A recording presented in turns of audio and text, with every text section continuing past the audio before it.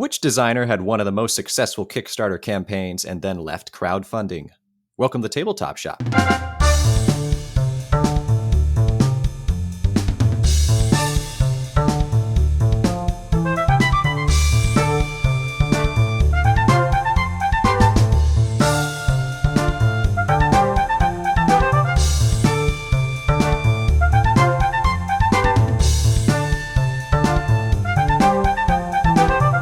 Hello, ladies and gentlemen, and welcome back to the Tabletop Shop podcast. I am one of your co-hosts, Nate Clark, and seated across the world from me is your other co-host, Mr. Cody Pennington. What's up? What's up, Cody? I'm thinking I'm going to take that persona from now on. It's kind of like a deep gangsta. You think people would still listen? I'm just wondering if that's really what you thought that was. Well, no. Hey, what's up? I was getting I don't know, stoner. what else is that? I was getting stoner vibes. Stoner? Sure. Yes. All stoners are gangsters, right? Cody, I know you well enough to say this. There is nobody you could imitate probably worse than a stoner. That's all I'm gonna say. Okay, I'm just curious then, who could I imitate the best? And you can't just cheat and say me or a nerd, 'cause Probably that's too a easy. door-to-door salesman. Door-to-door salesman. Yeah. Which designer had one of the most successful Kickstarter campaigns in live crowdfunding? Can I interest you in this Cheez-It? Cheese it. Door-to-door cheese it salesman. Okay. Okay. Segue. Well, I'm sure there's a Cheez-It board game being made by Hasbro at some point in the next few years, so keep your eyes out for that. I'm going to look up Cheez-It right now Oh, dear. on Board Game Geek. Cheez-It. You're not going to get Sunshine Cheez-It Scrabble Jr. Oh, no. It's a Cheez-It themed Scrabble Jr. game, Nate. Scrabble Junior Cheez-It theme. That's a terrible idea. The kids are just going to try to eat that game. That's all that's going to happen. They're just going to try to eat it.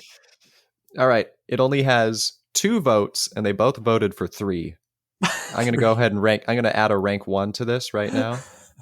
I'm going to click want to play on it, though. Want to play. Okay. Want in trade. Want to play. Let's see if that refreshed it. Oh, yep. It shows my 1 now. It didn't change the average score, though. That's kind of sad. Maybe it knows you're trolling. Okay. Well, Nate, that was a great segue to board games. It was so smooth, seamless. Okay. Well, I'll tell you what, a game I've not played this week, you can probably guess, would be Sunshine. Why is it even Sunshine? Sunshine Cheez-It Scrabble Jr. Yeah. I've not touched that this week. Might be hard to get in Germany. I don't know. If you haven't played that, what have you played this week? Are we jumping the gun? Do you want to say some stuff? No. I'm excited to talk about this because I got a few repeats from last week, but I got a couple new ones again. And one of them I like a lot, and that is Isle of Skye. This is I believe another Alexander Pfister game. This is interesting. It's kind of it's very Carcassonne-esque. You have these tiles, you're building a city, and they have roads, they have mountains, they have lakes and pastures, whatever, and some symbols on them. But 2 people are building their own separate, smaller one. You're not building one big communal one. And so there's like 6 rounds, and every round you only get probably about 2 pieces, because what you do is you have 3 tiles, and then you have a shield, and you secretly price 2 of those tiles and pick one that you're going to trash. And then at the same time, you and the other players reveal. And then in turn order, you can buy with your leftover coins. You can buy coins from other players. And then once everybody's had a chance to buy one, then you have to buy your leftover one with the money you set aside for it. And then you add those 2 tiles you got to your little map. And then there's lots of different ways you can score on the tiles. And there's 4 overarching scoring ways to score that change every game. But it does the same way. It does the same thing that Cartographers does, where the first round you only score one of them, and then the next round you score a different one, and then the third round you score a couple of them.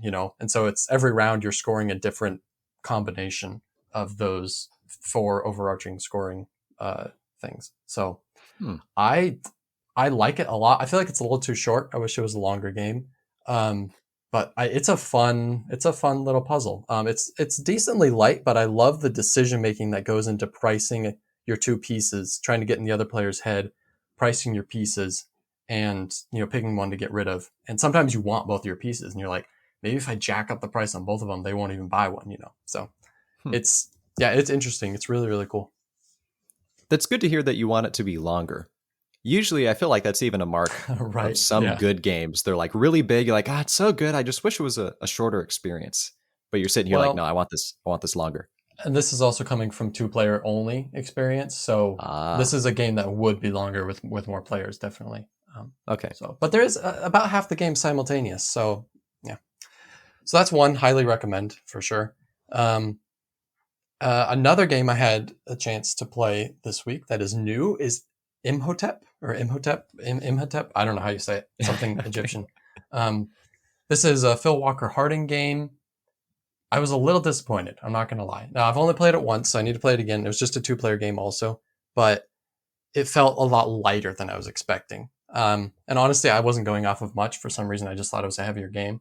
It's definitely a lot lighter. Basically, you have these 5 different like monuments you're building, kind of, and you have a different type. You and your opponents have different colored stones, and on your turn, you're putting stones on ships, and then you can also choose to send a ship to a location, and the stones are offloaded in a specific order. And then the order that they're onloaded onto whatever monument you went to is very important because they all score differently, and so the specific places where your stones end up is important for scoring.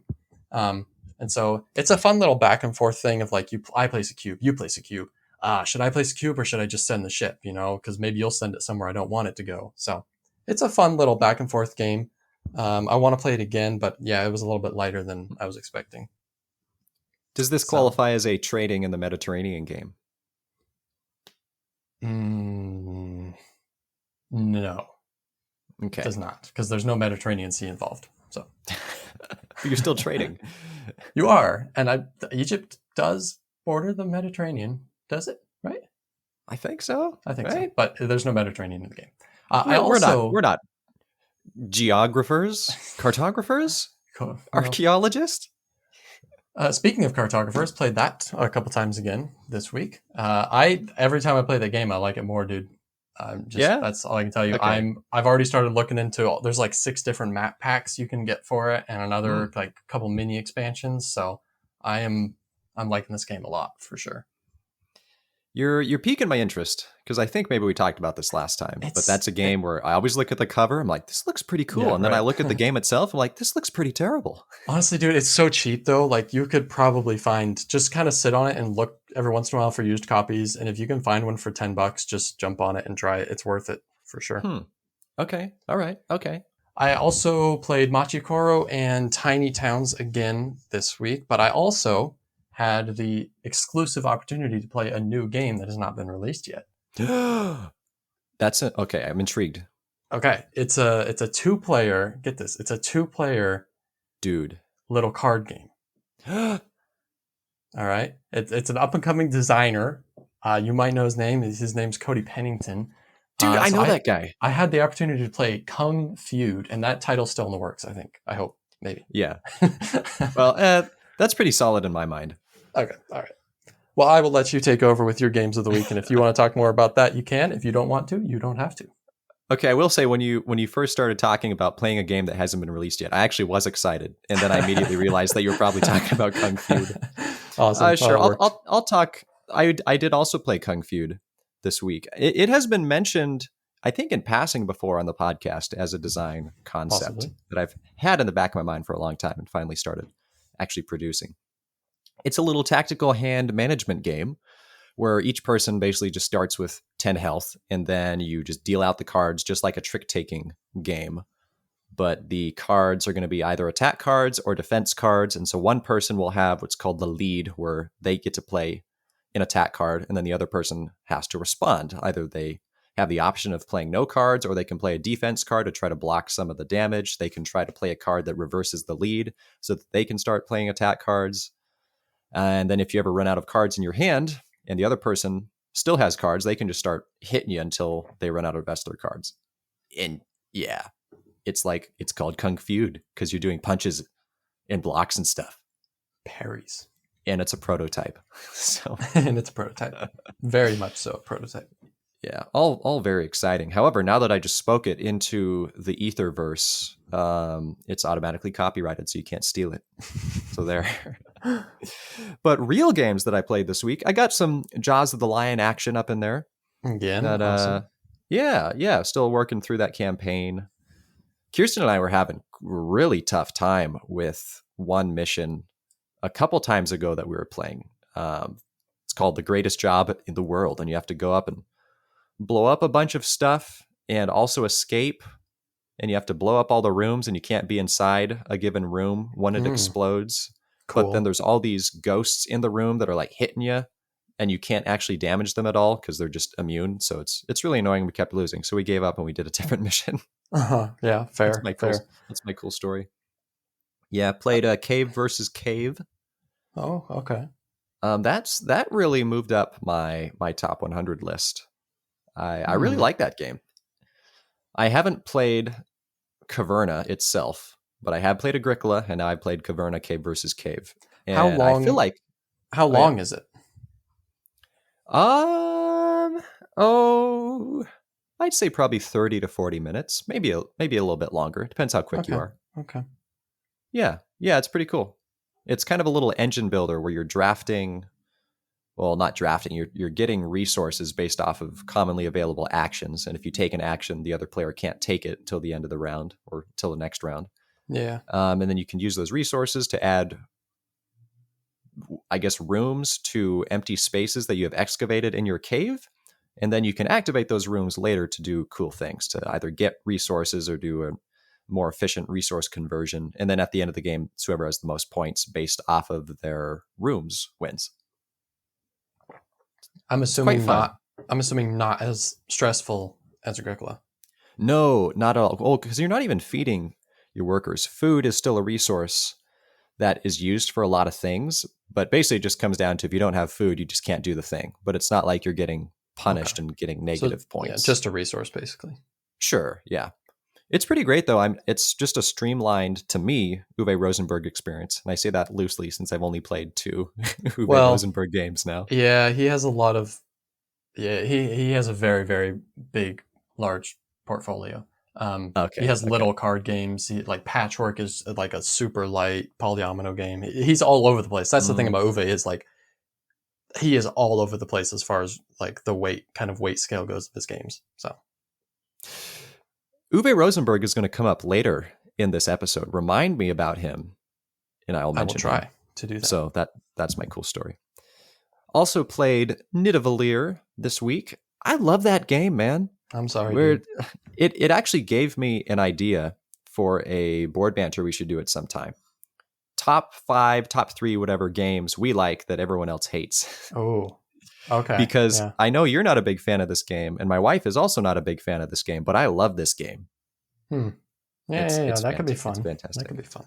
So this would probably be like towards the top of my list for that board banter. But yeah, little dwarf drafting game where you've got 3 taverns with a selection of dwarves, and you're drafting those dwarves, and then you're going to score points at the end of the game based on your collections of dwarves. There's 5 different colors of, I guess, types of dwarves. I don't know, what's the word? Occupation, perhaps, and then each of those colors scores differently. It's like the blue dwarves are the easiest. They just score their face value points.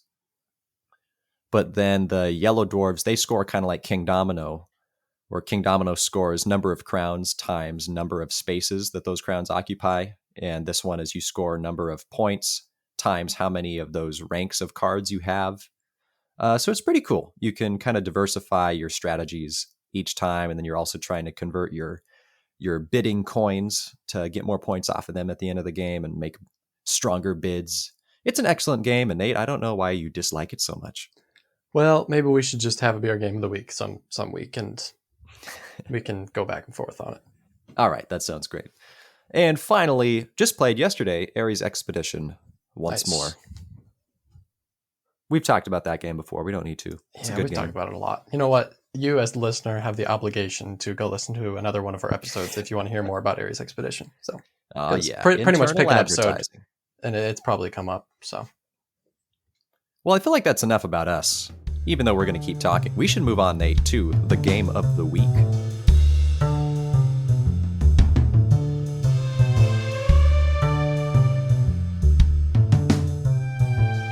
Okay. Our game of the week is one of my, I don't know about favorite. It's one of the most kind of unique. It's one of the most unique board game covers out there, I think. And this is Dinosaur Island. Oh yeah. Cody, since it's your game, you've played it a lot more, and I feel like I always end up handing this off to you, but I'll do it again. Why don't you run us quickly through how the game You always functions? do, and I always hate it because for some reason I really struggle with describing how games work on the fly. Well, this will I be don't know why it is. a very easy one to describe. There's not a lot of components or different stages or anything going on in this Sure. game. So Well, I've got an image of it pulled up here on the Geek, so I have a visual to work off of for my sad little memory. Dinosaur Island is a worker placement game of sorts. It for sure is a worker placement game, but that by far is not the only mechanism going on here. You actually play through like 4 different phases over the course of one round. But this is just a Jurassic Park ripoff in the form of a board game, like blatant ripoff. But yes, but I love it because a lot of you can build little shops and whatnot in the game on your little park, and a lot of them are named in reference to Jurassic Park. huh? Like there's Actually, I didn't know that. Oh, you didn't? There's one. It's like a food place, and it's called Clever Grill. Okay, yeah. So yeah, stuff like that. It's pretty good. But yeah, each player is competing to basically build their own best Jurassic Park style park. So you're building little exhibits and then collecting DNA with your workers so you can turn the DNA into dinosaurs. However, the more dinosaurs you add to your park, your your threat level increases, and you have to also increase your security level to combat the threat level. And at the end of a given round, if you ever have a higher threat level than your security level, that number of patrons, the difference, gets eaten by the dinosaurs, and you will not score points for them. It's pretty great. You do still get their money though, because they came into the park, and that's helpful. I like the idea of this being lightly rethemed as just a normal amusement park, not a dinosaur amusement park, but people still die for some reason in it. Like safety issues. Yeah. You don't have enough fire escapes, or the roller coasters aren't up to code. It'd be great. Oh man, it's too hot. Somebody can't get water. So yeah, it's cool because there's multifaceted in its worker placement functions. So you start off, you have 3 scientists, a level 1, 2, and 3 scientists. And the scientists are what you use to acquire dinosaur recipes. You acquire DNA with them. You can increase your cold storage limits so you can have more DNA at the same time. But that's the first phase. And then the second phase is when you actually start spending your workers to do things like turn DNA into dinosaurs, increase your security level, do other things. There's a variety of worker places that you can add to your board, which is pretty cool. It's all of them on your board are private worker spaces, so it's not like someone can take your spot, but you have to manage your own board well and decide which places you want to go on. And yeah, that's the game. I don't know, man. You want to add anything else? We can just call it good. Move on. But because it is good, would you agree that this is a good game? It doesn't have to be a great game. It doesn't have to be a forgettable game. But I would say it's good. I would say this is a pretty good game, which is a step up from good, but small step. Yeah, I might even call it great, but it'd be a loose great. Well, I think one of the things I like most is what you just were mentioning there at the end, which is your own personal player board. Really, the worker placement part of the game is on your own personal player board. And so there's none of this worrying about other people taking your spots or anything like that, right? But not only that, it's not just that everyone has a player board, like that's the same. You have a few basic actions which are important, but then you can draft other ones and add and create your own board how you want it to be based on what's important to you and what you're able to get drafted, And then when you do your worker placement portion, you can kind of sit there and puzzle it out how you want to do it, right? And I think that's great. It's just another way of doing worker placement, right? It's like, well, we don't have to do anything crazy different about worker placement, but how about everyone just has their own worker placement section instead of there being one big one, that everyone's working on. So I that to me is probably the coolest part of the game. even though there's nothing about actually doing it that's super phenomenal. Um, but just the idea of that kind of that little twist on worker placement, I like. Yeah, and I would say even though you're only placing workers on your own board, at least for the second round, you are competing with a scientist in the first round for who gets the DNA, who gets the dino recipes. Oh, But there that's is still true. Yeah, yeah. further player competition in phase 2. I think it is phase 2 or 3 when you're each person can just make a purchase, up to 2 Yeah. purchases for the round for these buildings and specialists that will add different effects, or they'll add places that you can use workers, or they'll just start filling up your board with points. And all of those are really important. And so you might really want to have first pick because you're really relying on getting that one that increases your security level by 1 for free, because you're going to be short in security this round. But then the first person takes it and you're like, ah, dang it, Nate. Why'd you have to do that? Yeah, yeah. And then it also has these randomized objectives you're working on over the course of the game.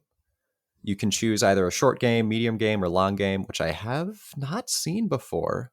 I don't think in a game. I know it's definitely come up before at least once that I can think of, but I can't Yeah. remember what game it was. It was something we Huh. played, but I can't remember that. I'll get to the stuff I don't like later, but that's actually one of them. But I'll get to that That you when we dislike. trash the game. Okay. That I Well, dislike. I'll tell you what. Yes. I'll just pass it to you, man. What do you want to say about Dinosaur Island?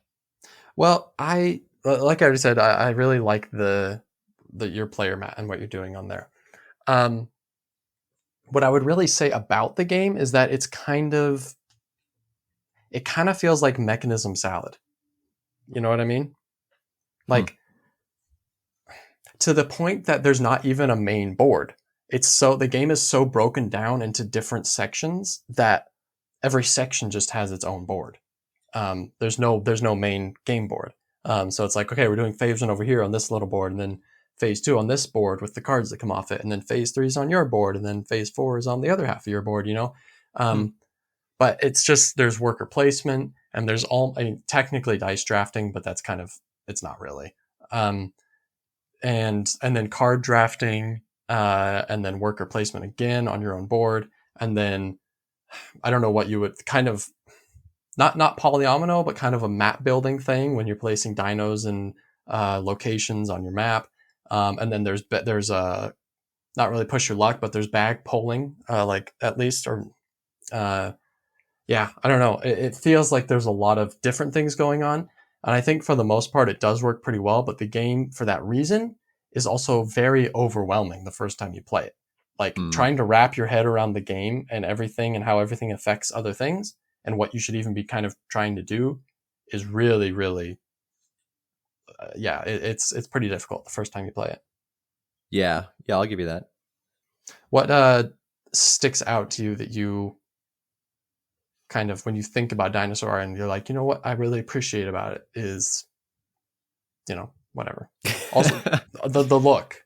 I'm a huge fan of the look of the game too. It kind of has a retro vibe, kind of an 80s retro vibe to it. Very neon and very flashy, but not Very necessarily neon. in a bad way.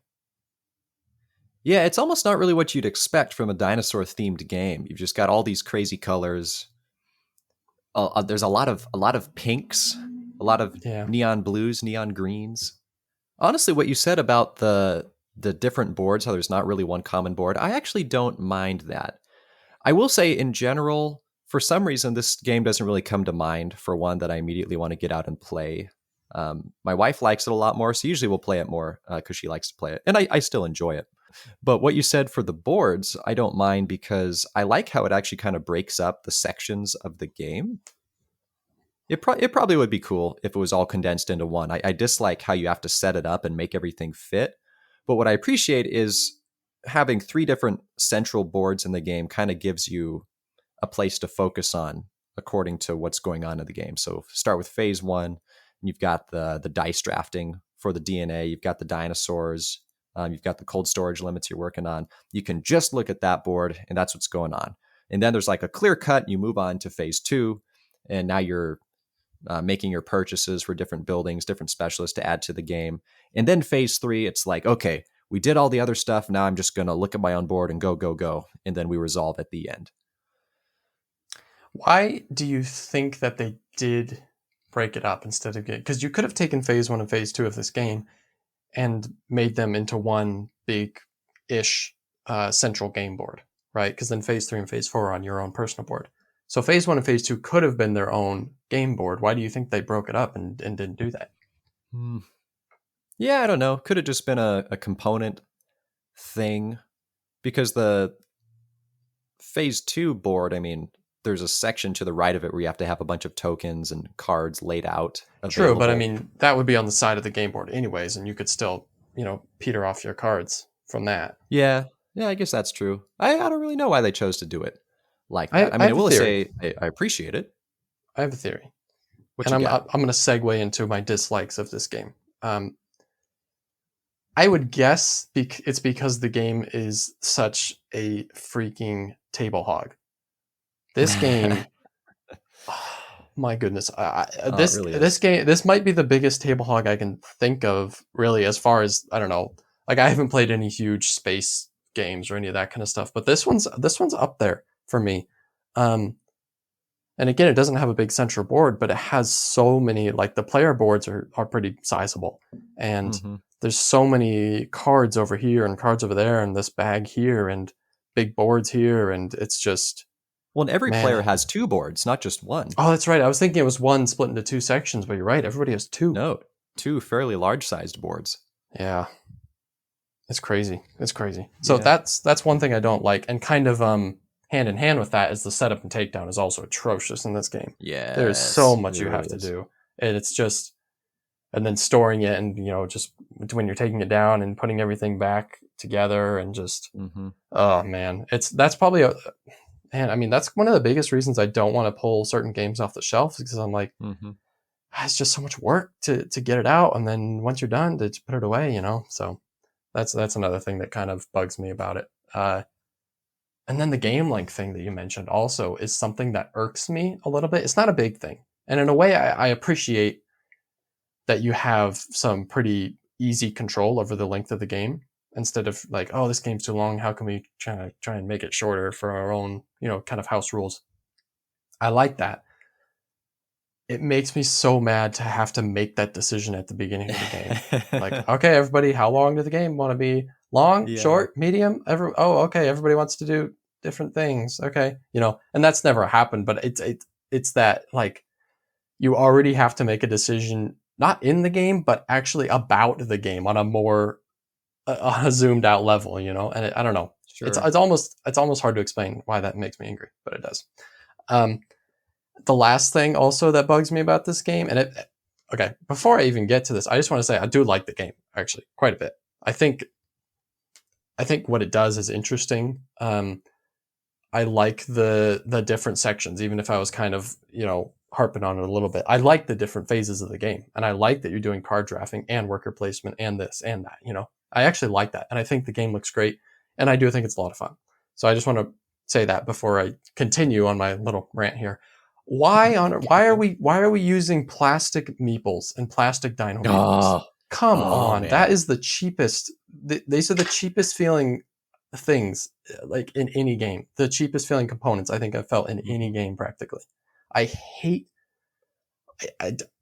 just hate this little plastic, and they still they just feel terrible. They don't look very good. And then maybe it's because they wanted them to be brighter than they would have been if it was just painted wood. I don't know. Yeah, maybe. But it looks bad. It feels bad. It feels cheap. That's one of the things that bugs me the most. Great game, though. I like it. Yeah.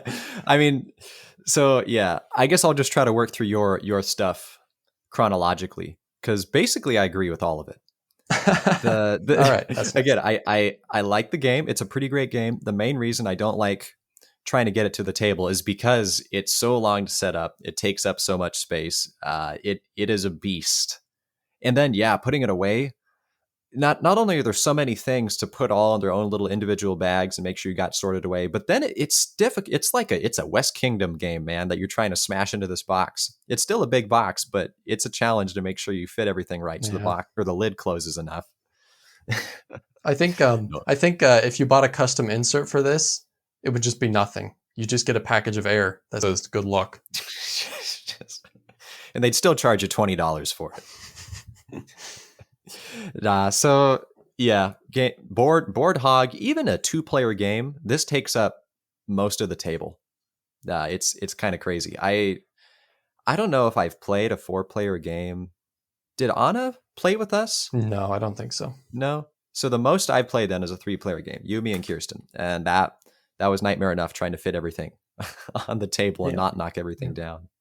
But we've done it a few times. We should know. I mean, this is a game that we've sure, like it's not like we saw each other every day and we could play games every day. Like this is a game that we played with each other once a week, and it still came out a few times when we played it. So yeah, it is a game that we both like quite a bit. Sure, and I'm still willing to pull it out. It's just that's always a factor in there. And then the different game length thing.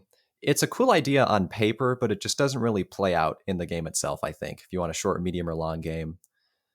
Because for me, it's like, I just want to know what the game is meant to be played at. You know? Exactly. It's like they couldn't make up their minds, even though I guess it was maybe like hey, this is a nice feature to customize your game experience. Uh-huh. It's one of those things where if you give people too many choices on a given factor, they will be unsatisfied because of the choices. Like this is a place where I just want to know what is the game, and then I can sit down and commit to that. Because I guess here's the thing: if I want a short game of Dinosaur Island, I'm just not going to pull it out in the first place. Yeah, know what I mean? It's like I'm not going to set up the whole thing just to play a short game. Oh, that's so true. Wow. So to me, I don't know if I've ever played a short game. Maybe I have, just to try the cards, but it's always been medium or long. Yeah, but then a long game, you're like, long? Man, this game's already been on the table for 20 minutes while we've set it up. Yeah. Do we really want to play a long? Let's just do a medium game. I think every time we played this, it was a medium game that I played.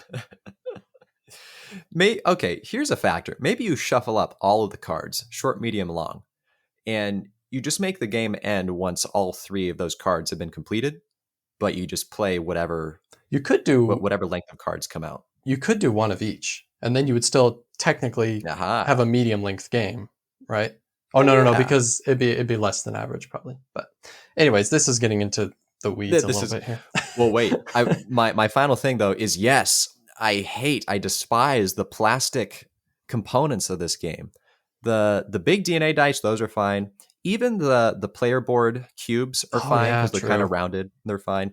It's the plastic dinosaurs and the plastic meeples that are just atrocious. Like they're sharp, like it's almost like you can see where they've been cut or something or stamped out, and they're just not very smooth. So I looked this up to see if plastic components are maybe cheaper than wooden components, and that's why they went with this. And I actually found an article from Jamey Stegmaier talking about how it's like the same cost to produce either one. So I'm sitting here like, why did they not make wooden dinosaur meeples then? That's what I want. That's honestly what the game needs. I don't have a good answer. What I said earlier is possible that maybe they thought they could make the colors pop more. Other than that, I don't know. Maybe it was just a publisher's, maybe it wasn't the designer who wanted it. Maybe it was the publisher's decision for whatever reason. I have no idea, but there's practically nothing redeemable about that. Yeah.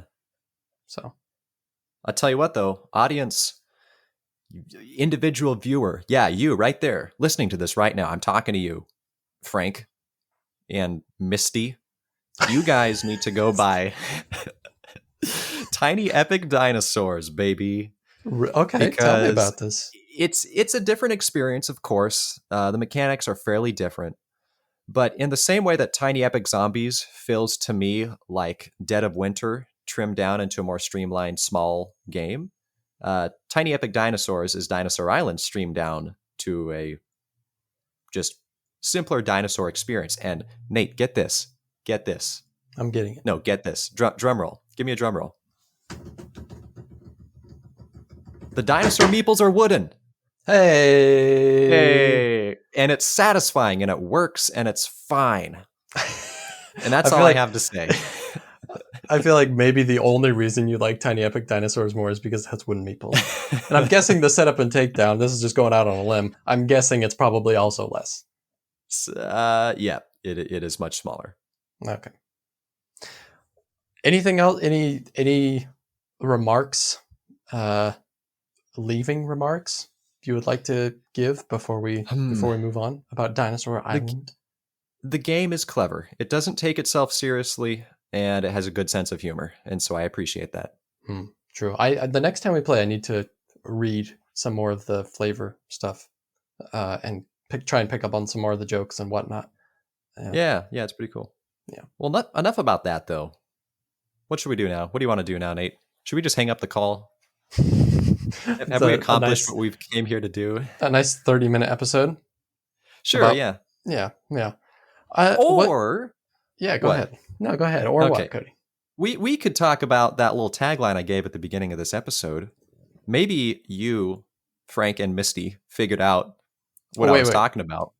What? Oh, maybe it's not a great one. I was going to say, based on your description, could you think of another designer that fits that description? And I'm sure there are actually probably quite a few, but I don't think I could name any of them. Other than, I suppose, what's his name? Isaac Childers, who made Gloomhaven. Isaac Childers? I think that's right. Yeah. But then Frosthaven was a Kickstarter, so he didn't step down from crowdfunding. Oh, true. Okay, well, pretend this episode came out years ago. Okay, sure, man. Before anyone knew. Yeah, no, we're talking about Jamey Stegmaier, nerds. Welcome to the Jamey Stegmaier podcast section. Let's just rename this to the Jamey Stegmaier podcast, but we won't even really mention him anymore. It's just we'll just call it that. We probably would get more viewers. Maybe what we could do is just kind of change the spelling of the name so it's not like a copyright issue. Oh, okay. It's a copyright issue? What do you mean? It's a name. Well, I don't know, that we're not like trying to steal his likeness or something. I don't know. Hopefully we'll have him on the show soon.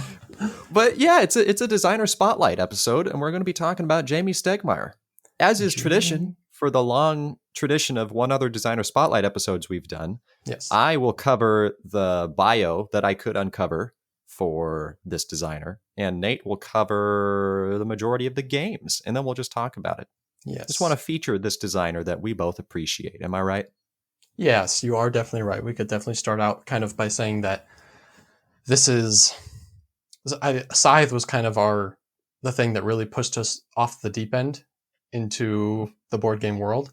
And it is a game that will always have a special place in our hearts, and a game that we still both like very, very much. So I would say, I mean, it's my number one game on my top 100, and it's your number 2 or number 3? Yeah, number 3, I think. Number 3. Okay, all right, that's still pretty good. What do you think? There's no way it would ever drop off my 100, ever. No way. Okay. What were you going to ask? It sounded like a really stupid question now, but okay.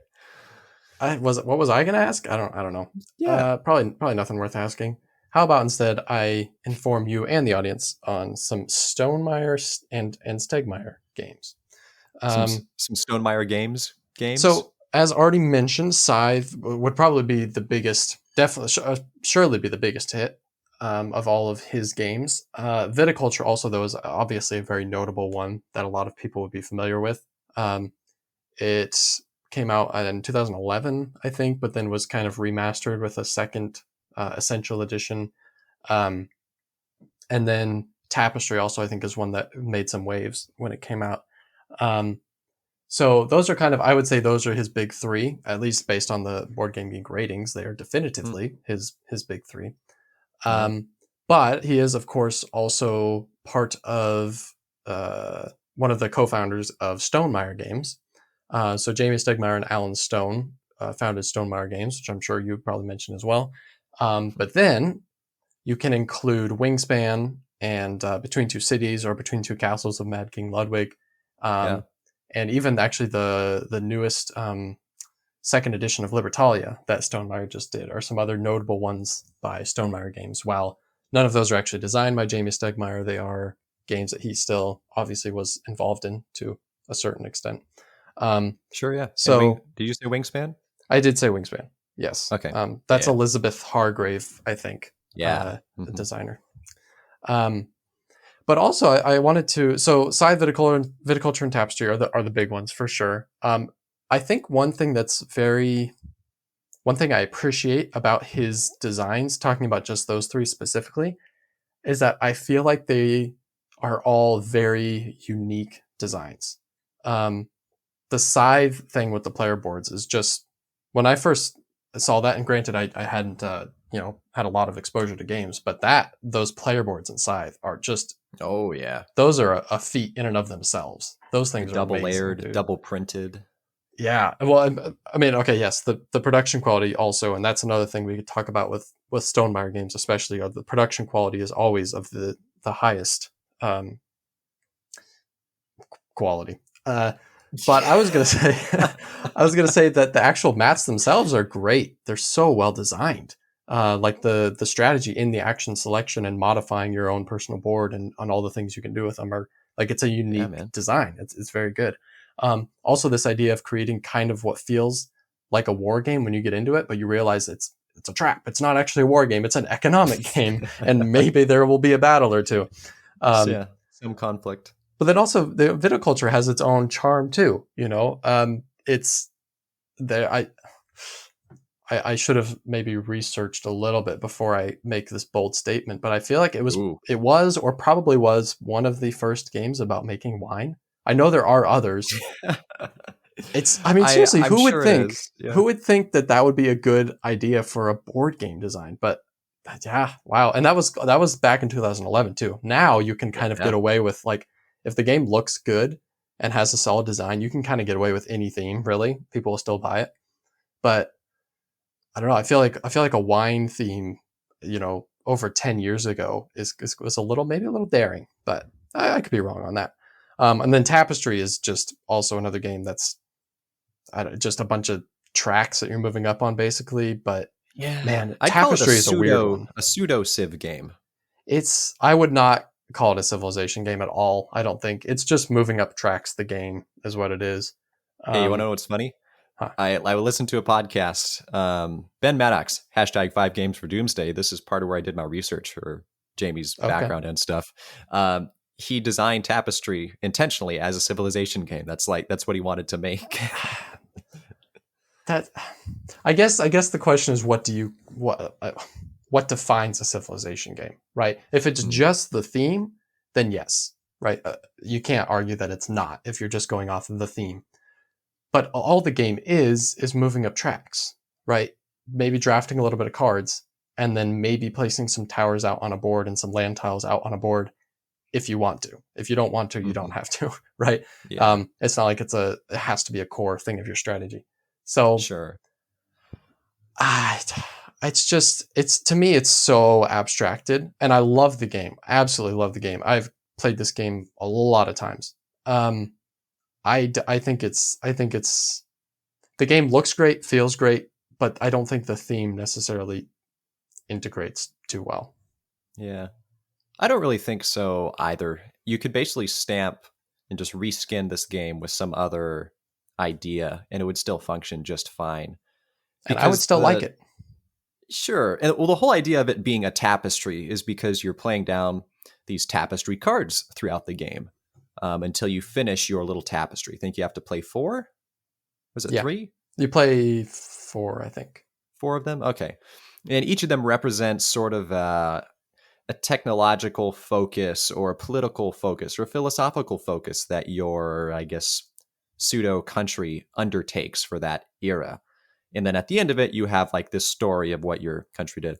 And it doesn't really track because you can start with like a modern democracy and then I don't even remember any of the other cards. But then you might be, you can jump all over the place, right? You might be very advanced in the first and then but the thing is, those cards have, I don't want to say they have very little impact on the game, because they don't. The tapestry cards can be really powerful, but they don't define the game. The game is moving up tracks. Exactly. Right? The tapestry cards are a very side thing that look cool, and you might get some cool bonuses out of them, but they're not the core of the game by any means. So yeah, I agree. But this is not the tapestry episode. Quickly, I also want to mention some upcoming games for Stonemaier and both Stonemaier and Stegmaier, recent and upcoming. So a couple of recent ones actually from 2021 and 2022 are Rolling Realms and Smitten.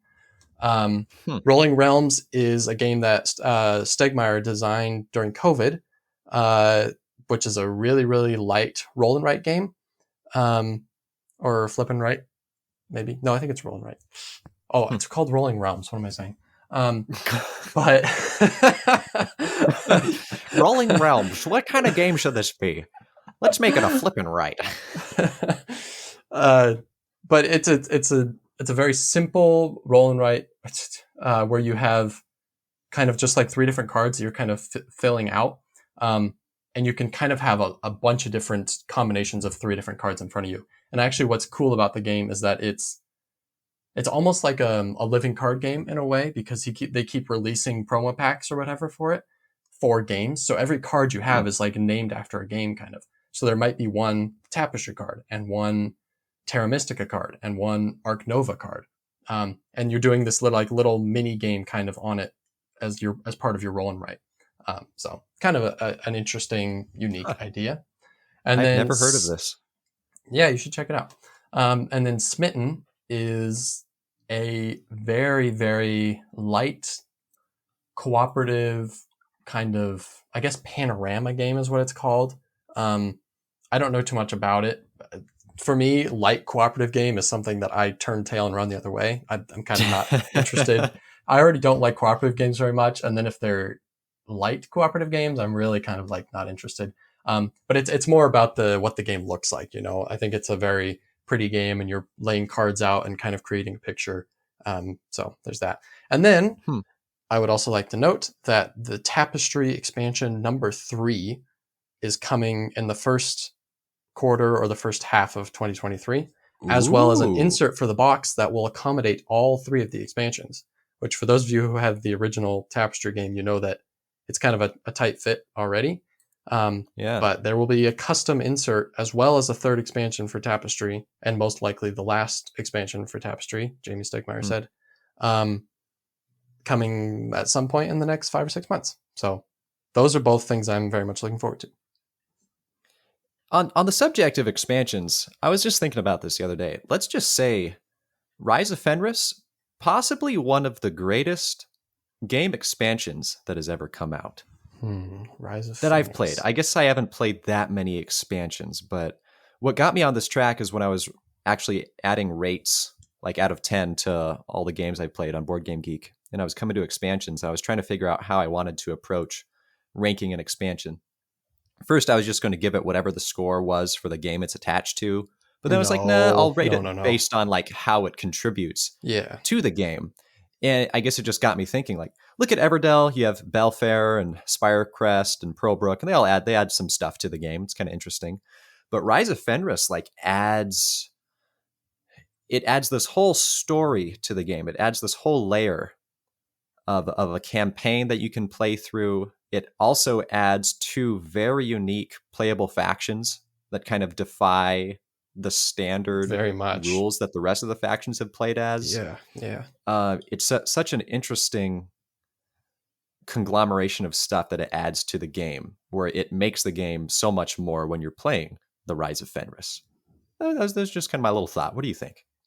I would agree. I feel like when you first said it, I was kind of not necessarily in agreement, but yeah, the 2 factions that it adds in are really very, very cool, and they are very rule breaker type factions, which makes them awesome. And then if you want a campaign experience out of Scythe, you get a very kind of cool, this world that's already been created that's so cool. You get a story, an actual story to go with it. Not just the text in the rulebook of Scythe, but an actual kind of story to go with it. And so that's pretty cool too. Yeah. Sure. Well, I feel like we kind of flipped this around, but I guess I'll talk about Jamey Stegmaier's origin story now. Go for it. It's between Shem Phillips and Jamey Stegmaier now, it's actually a bit harder to find information on designers than I thought it was going to be. I think we're used to like Hollywood actors or musicians where they have this massive Wikipedia page that tells you everything about their background, where they grew up. I think game designers are just kind of celebrities within our own little realm where we think they're amazing, but it's hard to find too much information without searching through a whole bunch of podcast interviews that may exist or may not exist. But all that to say, Jamey Stegmaier operates out of St. Louis, Missouri. That's where Stonemaier Games is, but he grew up in Virginia, so he's an Eastern man. As I say that, I realize that doesn't make any sense. He's from the Eastern United States. Yeah. Although in college, he studied abroad for a year in Kyoto. So that's interesting. Wow. Okay. Because of that, I'm surprised that we haven't had some sort of Japanese themed game. I was just going to say that too. Yeah. But I would say that I would not be surprised if we do at some point. And he would do a very good job, I'm sure. Here's what we got. It's a sake game. You have winemaking, now you have sake making. See, I feel like it's less inventive now, especially by the same designer. Sure. Okay, fine. It'll be something. It'll be a rice paddies field thing. I know there's more to Japanese history than that, but that's, I guess, the first thing that comes to mind. Yeah, not samurai or... Yeah. No. Okay. Oh, a samurai game. That'd be great. Well, anyway, Nate, he grew up playing classic games, of course. But how he sort of started getting into design was he would make his own versions of classic games that already existed. So he described making a Knights of the Round Table version of Monopoly, which sounds intriguing. I doubt it exists anywhere because I think he was like 8 or 9 or something when he made it, probably. It would be interesting to look at, maybe. Yeah. Yeah. I like hearing that, though. It seems like so far when we've learned about designers and how they got into the game hobby, they start making their own games. You know, it was different hearing about someone who was making different versions of games, not just add-ons to the games, but like a separate version of the game that you can play. So I thought that was interesting. Yeah, but definitely. Eventually that culminated in games he started making himself, and the first published game, of course, was Viticulture in 2011, which I believe was a smash hit at that time, although looking back to the original Viticulture is probably a little bit less glamorous.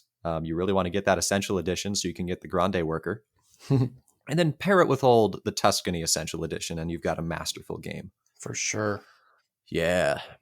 And here's something I thought was interesting. I guess through working over Kickstarter and crowdfunding stuff, apparently it was Jamey Stegmaier who basically forged this concept for game fulfillment, being the method of which, instead of shipping games directly to all these people and paying exorbitant shipping costs, because shipping is just miserable, especially nowadays, he came up with the idea of sending games to local distribution centers at a more, I guess, flat rate or cheaper fee, and then having those distribution centers send out the games to people nearby so that it was a much cheaper shipping price for all the Kickstarter supporters.